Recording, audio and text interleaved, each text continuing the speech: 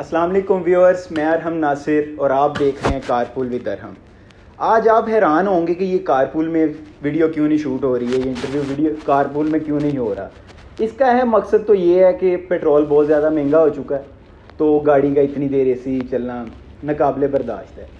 तो आज हम कुछ वकालत से रिलेट कुछ अहम बातें जानेंगे अपने गेस्ट से। जो मेरा गेस्ट आज जो किसी तारुफ का मोहताज नहीं है, जिन्होंने वकालत के शोबे में बहुत जल्दी अपना सिक्का मनवाया और बहुत जल्दी अपना नाम बनवाया माशाल्लाह से, एडवोकेट मलिक जुल्कुरनैन हामिद साहब ने हमें ज्वाइन किया। मलिक साहब अस्सलाम वालेकुम। वालेकुम अस्सलाम। कैसे हैं मलिक साहब? अल्हम्दुलिल्लाह। आराम भाई, आप सुनाइए? ठीक जी अल्लाह का शुक्र। मलिक साहब पहले तो आपका बहुत शुक्रिया आपका वक्त देने के। मलिक साहब वकालत की ज़रा थोड़ी सी तारीफ़ करें। वकालत के LLB की डिग्री लेने के बाद हम पंजाब बार काउंसिल से बेसिकली लाइसेंस लेते हैं, और जो प्रैक्टिसिंग लॉयर होते हैं बेसिकली उनको उनका शोबा को वकालत कहा जाता है। और कुछ लोग होते हैं जो डिग्री तो लेते हैं लेकिन लाइसेंस नहीं लेते, ठीक है। लाइसेंस ले लेते हैं और प्रैक्टिस नहीं करते, ठीक है। वो डिफरेंट होते हैं। जो प्रैक्टिस में करते हैं यानी कि केसेस को चलाते हैं, केस कोर्ट्स में अपीयर होते हैं, उनको प्रैक्टिसिंग लॉयर कहते हैं। बिल्कुल ठीक।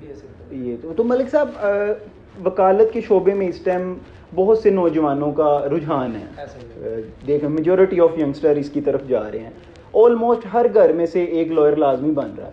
क्या वजह है कि वकालत में पैसा बहुत ज़्यादा है, या केसेस की तादाद बहुत ज़्यादा हो चुकी है, या हम खुद अपने जुर्म पर पर्दा डालने के लिए अपने घर से ही वकीलों को बनाई जा रहे हैं? मुख्तलिफ वजूहत हैं। कुछ तो ये है कि हमारा जिन इलाकों से ताल्लुक़ है वहाँ पर क्राइम रेशो इतनी है कि जब लोगों को ज़रूरत पड़ती है पुलिस स्टेशन में या किसी पर जाने के, तो उनको एक पढ़ा लिखा और एक एजुकेटेड पर्सन चाहिए होता है जो पुलिस को अच्छी तरह कोई अपना पैगाम कन्वे कर सके। ठीक है। इसलिए फिर दो लोगों को और उनको ज़रूरत महसूस होती है कि हम अपने किसी बच्चे को एक एन एडवोकेट ज़रूर बनवाएंगे। ठीक है, हम एक फ्यूचर में एक अपने घर से एक एडवोकेट बनाएंगे, जैसे हर घर की में ख्वाहिश होती है कोई डॉक्टर हो, कोई एक इंजीनियर हो। इसी तरह अब ज़रूरत महसूस करते हैं लोग कि हर घर में एक एडवोकेट हो, तो इसलिए लोग अब इस प्रोफेशन में ज़्यादा आ रहे हैं। कुछ वैसे भी लॉ की अवेयरनेस के हवाले से लोगों को चीज़ें पता चल रही हैं, तो फिर लोगों का रुझान इस तरफ काफ़ी ज़्यादा हो गया। मलिक साहब एक बात और देखने को आई है, मैं एक आर्टिकल पर पढ़ रहा था, उसमें मैंने 2018 का था, जिसमें लिखा हुआ था कि लाहौर हाई कोर्ट में इस टाइम केसेस की तादाद बहुत ज़्यादा है जो हल नहीं हो सके, मुकदमात की। इसमें तखीर का सबब क्या है, क्या वजूहात हैं? मुद्दई और मुलज़म के वकील आपस में बैठना नहीं चाह रहे, जजेस के पास इतना टाइम नहीं है, क्या वजूहात हैं? इसमें काफ़ी सारी चीज़ें हैं। कुछ जिन केसेस को कई दफ़ा जजेस ख़त्म करना चाह रहे होते हैं, उसमें से दोनों कौंसल्स में होता है कि इसको डिले करें, कि किसी एक को क्योंकि अंडरस्टूड बात है कि फ़ायदा पहुंचा होता है तो वो उस फ़ायदे को लेके ज़्यादा देर तक चलाना चाह रहा होता है। दूसरा ये होता है कि हमारे कोर्ट्स का निज़ाम इस तरह है कि प्रोसीजर काफ़ी चीज़ें चेंज होने लगी हैं। हम लोग फॉलो कर रहे हैं 1898 से जो लॉ हमारे ब्रिटिश बना के गए हैं, CPC, CRPC और मुख्तलिफ चीज़ें, हम उन्हीं के प्रोसीजर को फॉलो कर रहे हैं। और उसमें काफ़ी चीज़ें ऐसी हैं, उस वक्त किसी एक को पैगाम पहुंचाना या किसी को सम्मन को नोटिस की तमील करवाना मुश्किल होता था। अब तो बड़ा फास्ट दौर है, मोबाइल के थ्रू, कॉल्स के थ्रू, इन पर्सन किसी को डॉक्यूमेंट्स को नोटिस पहुंचाना या सम्मन रिसीव कराना ईजी हो गया। और ये सिस्टम हमारा जो है ना, तखीर का सिस्टम हमारा जो लॉ है ना, जो हमारा प्रोसीजर है उसके तहत भी स्लो है। फिर अगर किसी केस में कोई केस की हियरिंग आ ही जाती है, तो एक वकील अगर चाहता है कि मैं इसमें डेट लेना चाहता हूँ, तो वो एडजर्नमेंट की एप्लीकेशन देता है और एडजर्नमेंट ले लेता है। और दूसरा होता है कि कई दफ़ा जजेस होते हैं वो छुट्टियों पे चले जाते हैं। कई दफ़ा हमारे सिस्टम में इतनी की हड़तालें और मुख्तलिफ चीज़ें चल रही होती हैं कि सिविल कोर्ट, सेशन कोर्ट्स और कचहरियों में तो आए रोज़ हर मंथ में तकरीबन 5 से 6 दिन तो स्ट्राइक ही चल रही होती है। वो स्ट्राइक जिस दिन अंडरस्टूड बात होती है कि जिस दिन स्ट्राइक होनी है, उस दिन जो जिस केस की भी हेयरिंग होगी वो नेक्स्ट फिर 1-2 मंथ के लिए उसकी डेट पड़ जाएगी। ठीक है। तो एक जज के पास एक केस सुनने का कितना वक्त होता है, दरकार होता है? कोई लिमिट होती है या वो नहीं, लिमिट तो नहीं है। सुबह 8 बजे से 3:30 बजे तक, और इसी तरह सर्दियों में 9 बजे से लेकर 4 बजे तक टाइमिंग है कोर्स की। और एक जज के पास यहाँ पर इस वक्त एक दिन में तकरीबन 200 से 250 मिनिमम केसेस होते हैं। तो कितने जजेस की बता सकते हैं? इस वक्त सिविल कोर्ट में अगर फैमिली, सेशन जजेस, गार्डियन जजेस, मजिस्ट्रेट लेवल के अगर जजेस को देखा जाए तो तकरीबन लाहौर में सिर्फ 200 प्लस जजेस कम अज़ कम है। एक बात और मलिक साहब बताइएगा कि मुकदमात में तखीर का सबब क्या ये बात भी है कि कुछ वकीलों को उनकी तलीमी काबिलियत को जांचे बगैर उन्हें लाइसेंस जारी कर दिए जाते हैं, तो उसकी वजह से भी थोड़ा सा मुकदमात तखीर का शिकार हैं? क्या ऐसा है? नहीं, ऐसा सच नहीं है। जो बात है, जिस क्लाइंट ने भी अपने किसी कौंसल को एंगेज करना है तो वो उसको देख के करता है। हाँ, कुछ में होता है कि अगर किसी जूनियर वकील के पास उसको तजर्बा नहीं है तो उसके पास उसका सीनियर अवेलेबल होता है, वो अपने सीनियर से डिस्कस करके तो उस केस को आगे चला सकता है, उसको प्रॉपर लाइन पर केस को चला सकता है। इसलिए ये ऐसा सच नहीं है। यहाँ पर अगर देखा जाए तो हमारे सिस्टम में इस तरह की चीज़ें हैं कि जो केस ऑटोमेटिकली डिले होते हैं।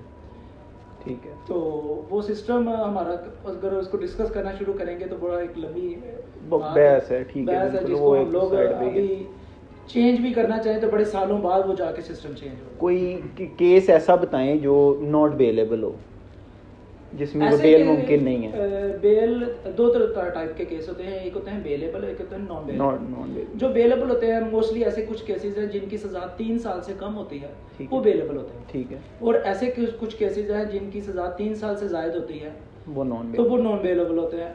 बेलेबल केसेस में होता है मैटर ऑफ राइट, आप किसी भी केस में जज के पास जाके अपनी बेल फाइल कर सकते हैं और जज as a matter of right आपको बेल ग्रांट कर देता है।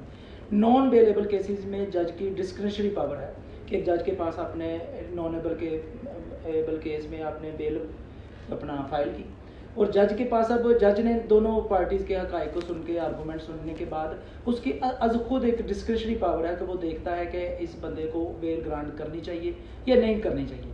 वो अज खुद है, वो समझता है अगर कि इसमें इसका थोड़ा सा रिलीफ बनता है तो उसको बेल ग्रांट कर देता है, अगर लेकिन वो समझता है कि इसको रिलीफ नहीं बनता तो वो उसकी बेल डिसमिस कर देता है। और उस मुलजिम के पास दोबारा राइट होता है कि अगर वो मजिस्ट्रेट के पास है तो वो सेशन जज के पास जा सकता है, अगर वो सेशन जज के पास है तो वो हाई कोर्ट जा सकता है, अगर वो हाई कोर्ट के जज के पास है तो वो एज ए सुप्रीम कोर्ट जा सकता है। ये 4 फोरम है जहाँ पर हम लोग बेल को लेके मूव कर सकते हैं, लेकिन स्टेप बाई स्टेप हम लोगों ने इसको फॉलो करना होगा। तो आप बाहर के कानून में और पाकिस्तान के कानून में क्या फ़र्क देखते हैं?